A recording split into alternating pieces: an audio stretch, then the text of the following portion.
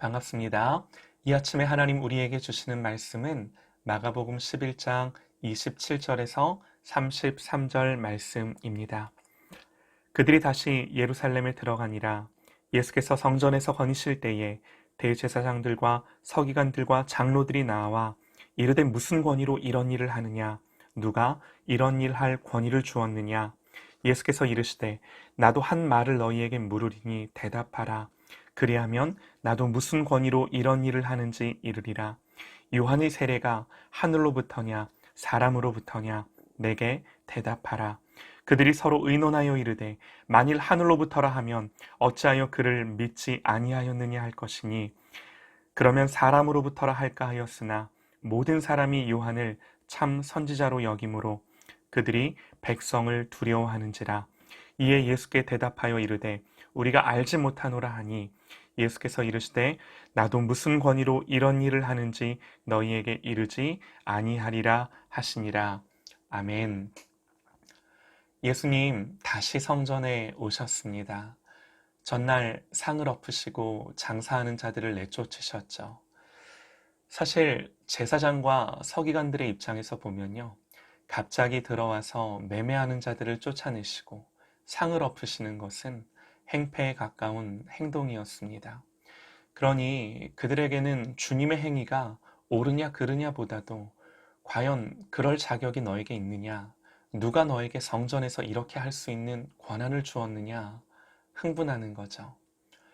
그들의 보기에는 일개 시골 청년이 와서 폭력을 휘두르는 행패를 부리는 것에 지나지 않았을 것입니다. 그러나 그들의 질문, 무슨 권위로 이런 일을 하느냐?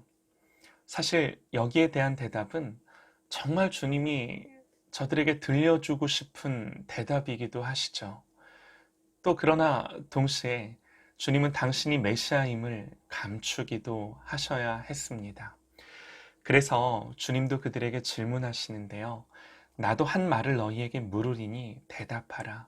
그리하면 나도 무슨 권위로 이런 일을 하는지 이르리라. 요한의 세례가 하늘로부터냐 사람으로부터냐 내게 대답하라. 예수님 간접적으로 자기가 누구신지를 그들에게 말씀하시는 거죠.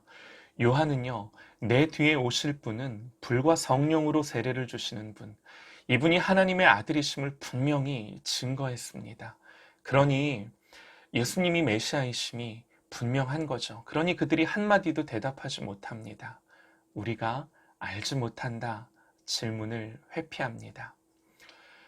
사랑하는 여러분, 우리는요, 우리의 삶을 두고 이 질문에 확신 있게 예수님이 하나님이시고 구원자이시고 나의 주님이심을 고백하십시다. 주님은 창조주세요. 뿐만 아니라 우리를 피로 값주고 산 우리의 주인이신 하나님이십니다.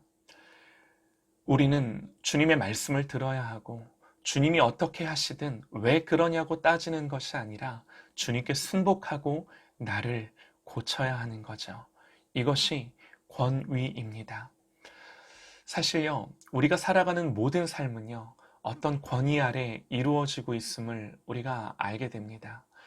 가정 안에서 참된 행복은 남편의 권위와 아내의 권위가 제대로 인식되어 제자리를 찾을 때, 그것은 부부의 결혼 제도를 세우신 하나님으로부터 주어진 부여된 권위요, 권세인 거죠. 자녀들 역시 부모들에게 부여해 주신 권위를 인정하고 그 부모님의 권위 아래 살아갈 때 가정이 세워지는 거죠. 자녀를 대하는 부모 역시 마찬가지죠. 사회 역시 하나님께서 각자에게 부여해 주신 권위를 인정하고 겸손하게 그 권세를 활용할 때 여러분 그 사회는 제대로 굴러갈 것입니다. 교회 역시 마찬가지입니다. 하나님께서 부여해 주신 권위를 가지고 바른 권세를 행세할 때 교회는 아름답게 세워져 가는 거죠. 모든 것이 마찬가지입니다. 하나님이 부여해 주신 그 권위를 가지고 바르게 그 권한을 행세할 때, 역할을 감당할 때 모든 것이 온전하게 제자리에 있는 것입니다. 문제는요, 이러한 권위의 군원을 제대로 인식하지 못하고 자기가 만들어낸 권세라고 착각하면, 자기 거라고 착각하고 마음대로 행하면 안 되는 거죠. 그러나 여러분, 오늘 이 시대는 어떤 시대입니까? 권위가 해체되는 시대입니다. 권위가 없는 시대입니다. 각자가 자기 소견에 옳은 것을 주장하는 시대, 그 모든 것을 인정하는 것이 관용이고 사랑이라고 말하는 시대입니다. 그러나 성경은요, 옳고 그름이 뭔지, 빛과 어두움이 뭔지를 말하며 하나님이 정하신 법과 질서가 있음을 분명히 선포합니다. 그리고 그 권위 아래 피조된 우리가, 하나님의 자녀인 우리가 살아야 함을 분명히 말씀합니다. 성경은 이 모든 권위가 주님께 있음을 분명히 합니다. 마태복음 28장 18절에 하늘과 땅의 모든 권세를 내게 주셨으니, 가끔 오해하는 분들이 계세요. 하늘과 땅의 모든 권세를 내게, 너희들에게 주었으니, 아니죠. 예수님이 나에게 있다 말씀하시는 거죠. 내게 주었다라고 말씀하는 겁니다.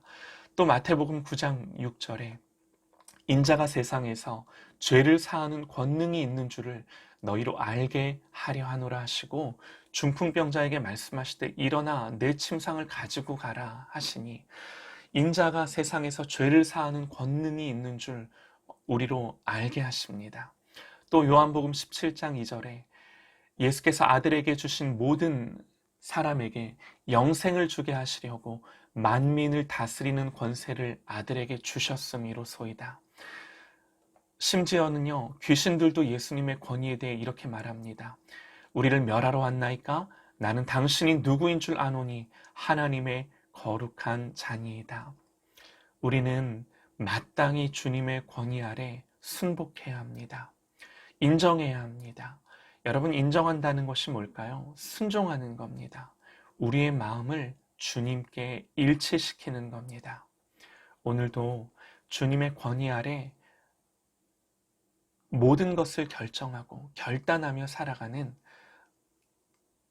저 여러분이 되시기를 간절히 소망합니다.